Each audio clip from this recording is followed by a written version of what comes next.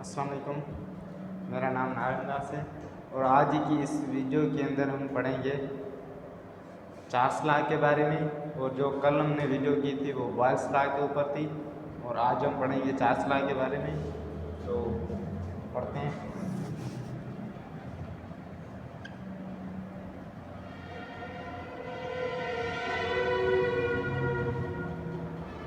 Charles law ये हमें it gives the relation between the temperature and volume.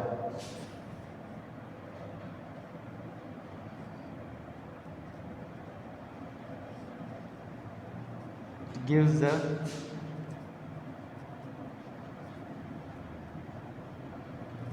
relationship between temperature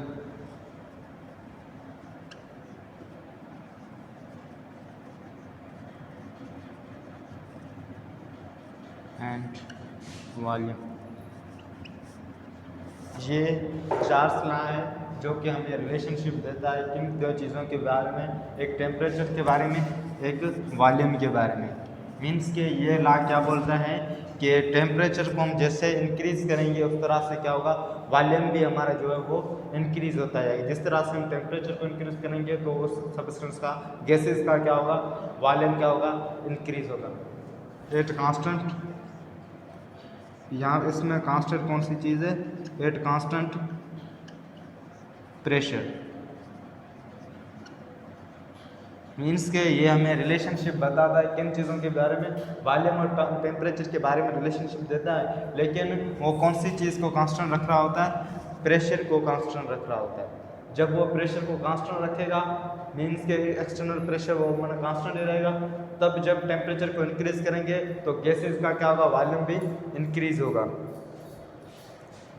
तो उसके बारे में सपोज करते हैं, अब इसको मज़ीद फॉरवर्ड करते हैं the study.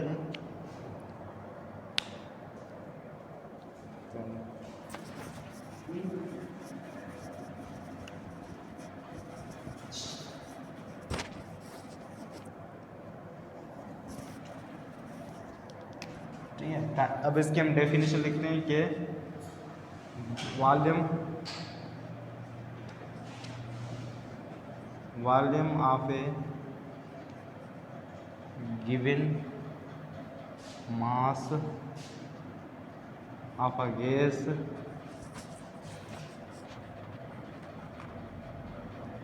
is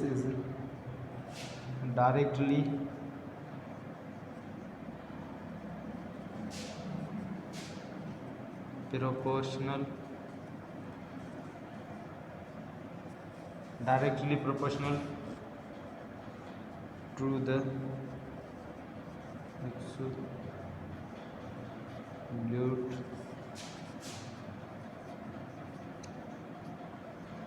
temperature.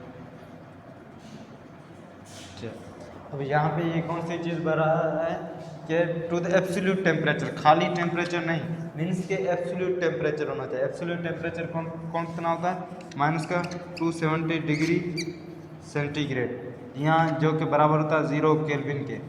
Means के इस टेम्परेचर पे माना ये वो क्या होगा, उस गैसेस का वॉल्यूम क्या होगा, डायरेक्टली प्रोपोर्शनल होता है एब्सोल्यूट टेम्परेचर। ये मीन्स के सबसे माना कि छोटा टेम्परेचर, सबसे कम लोएस्ट टेम्परेचर होता है। यहाँ पे कोई भी चीज़ आती है वो क्या होता है, फ्रीज हो जाती है, या माना किसी भी माना गैसेस के मॉलिक्यूल्स की जो मोशन है वो क्या हो जाती है, सीज हो जाती है। मीन्स के जो गैसेस के मॉलिक्यूल्स की जो मोशन होती है वो क्या आ जाती है, यहाँ पे -270 डिग्री सेंटीग्रेड, यहाँ एब्सोल्यूट टेम्परेचर पे, यहाँ 0 केल्विन पे क्या आ जाती है, स्टॉप हो जाती है। ये इसकी डेफिनेशन थी।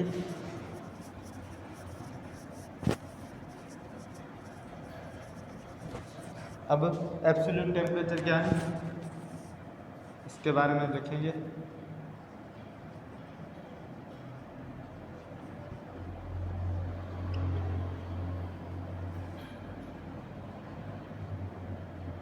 Absolute temperature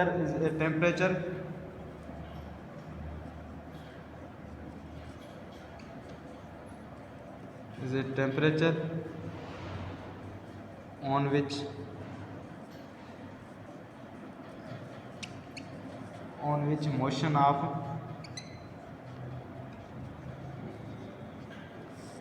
molecules becomes stopped.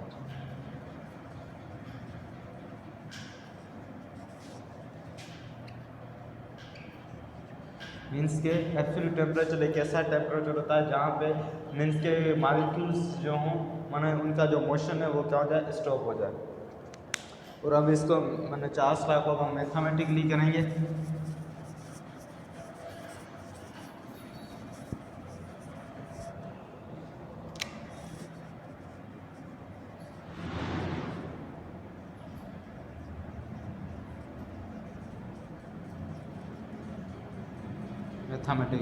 Mathematically हमें पता है कि volume is directly proportional to the absolute temperature. अब यहाँ से जब हम प्रोपोर्शनलिटी साइन को हम रिमूव करेंगे तो यहाँ पे इजिकल टू की साइन देंगे और के कांस्टेंट लगाएंगे, एक के ये वी, ठीक है। तो अब ये के यहाँ पे पड़ा रहेगा V upon T is equal to के।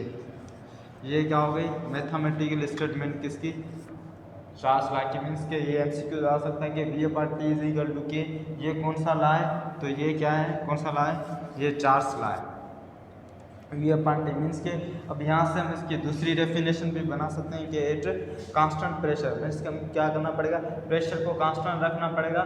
तो अब जो रेशो है वॉल्यूम के बीच में और एब्सोल्यूट टेम्परेचर के बीच में जो रेशो है वो ऑलवेज कांस्टेंट होगा, कहाँ पे, at constant pressure.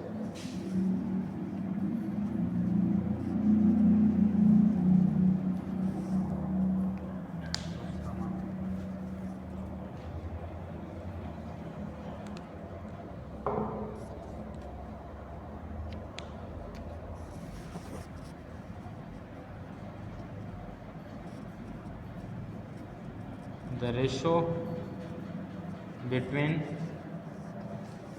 volume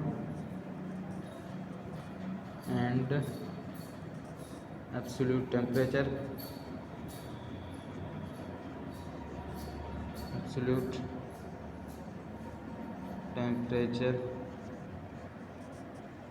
is constant।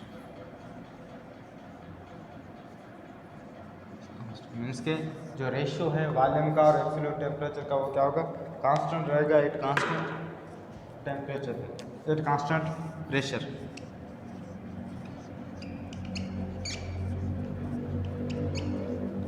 Constant pressure means के जब प्रेशर को कांस्टेंट रखेंगे तो जो रेशियो होगा वॉल्यूम का और टेम्परेचर का वो क्या होगा, कांस्टेंट होगा। ये भी क्या है, सेकंड डेफिनेशन किसकी, चार्ल्स लॉ की। और अब अगर इसको मज़ीद देखेंगे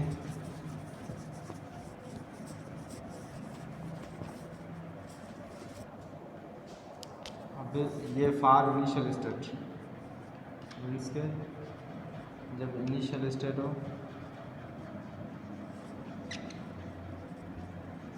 जब इनिशियल स्टेट होगा तो वी वन अपान में टी वन इजिकल टू के होगा। जब हम दूसरी स्टेट में जाएंगे फॉर फाइनल स्टेट,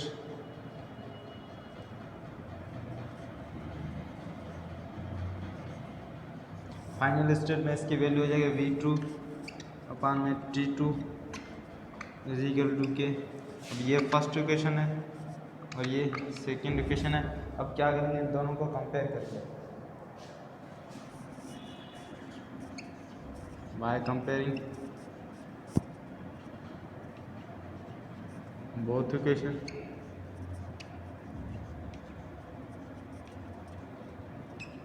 मीन्स के हम दोनों इक्वेशन को जब कंपेयर करेंगे तो हमारे पास क्या आ जाएगा, वी वन अपान में T one is equal to V two upon में टी टू। ये क्या होती है, चार्ल्स लॉ की स्टेटमेंट होती है, वी वन अपान में T one is equal to V two upon में टी टू। और उसके बाद अगर इसको हम देखेंगे कि ये कौन सा प्रोसेस है, एक होता है isothermal process, adiabatic process, isochoric process या आइसोबारिक प्रोसेस। तो जहाँ पे भी प्रेशर कांस्टेंट हो जिस भी प्रोसेस के अंदर, तो वो प्रोसेस कौन सा कहा जाता है, आइसोबारिक प्रोसेस। तो ये चार्ल्स लॉ है, इसमें कौन सी चीज़ कांस्टेंट है, इसमें प्रेशर कांस्टेंट है। जिस चीज़ के अंदर प्रेशर कांस्टेंट होता है तो उसको आइसोबैरिक प्रोसेस कहते हैं। हम माना ये भी कह सकते हैं चार्ल्स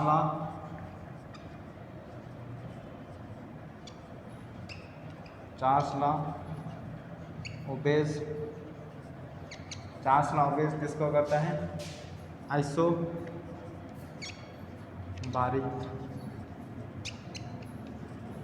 प्रोसेस। मीन्स के जो चार्ल्स लॉ है वो किस प्रोसेस को माना क्या पे करता है, आइसोबैरिक प्रोसेस को। मीन्स के ऐसा प्रोसेस जिसमें क्या हो, प्रेशर कांस्टेंट हो, प्रेशर माना जो है वो क्या हो, कांस्टेंट हो।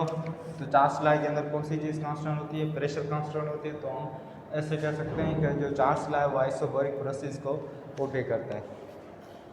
और उसके बाद चार्ल्स लॉ के अंदर जो वॉल्यूम और टेम्परेचर के बीच में जो ग्राफ है वो कौन सा बनता है, ग्राफ की रिप्रेजेंटेशन। मीन्स के ये क्या है, वॉल्यूम, ये सपोज करें हम टेम्परेचर, तो इनके बीच में जो ग्राफ बनेगा वो स्ट्रेट लाइन बनेगा। मीन्स के जिस तरह हम टेम्परेचर को इंक्रीज़ करते जाएंगे और इस तरह से क्या होगा, वॉल्यूम इंक्रीज होता जाएगा। तो इन दोनों के बीच में जो रिलेशन बनेगा वो कौन सा, माना स्ट्रेट लाइन बनेगी। अब इस स्ट्रेट लाइन को मज़ीद हम इंटरसेक्ट माना इसको डॉटेड माना इस तरह से हम निकालेंगे तो ये जो इंटरसेक्ट करेगा -273 डिग्री सेंटीग्रेड पे या 0 केल्विन पे। मीन्स के ये जो टेम्परेचर है, अब इसको हम पीछे ट्रेस बैक करते हैं, माना ये इंटरसेक्ट करेगा इतने टेम्परेचर के ऊपर। ये जो टेम्परेचर होता है ये मीन्स के लोएस्ट टेम्परेचर होता है। मैंने पहले बताया था कि ये 0 केल्विन या -273 डिग्री सेंटीग्रेड लोएस्ट टेम्परेचर होता है, या एब्सोल्यूट टेम्परेचर होता है। यहाँ पे मीन्स के गैसेस के मॉलिक्यूल्स की जो मोशन होती है वो क्या हो जाती है, स्टॉप हो जाती है, लोएस्ट टेम्परेचर होता है ये।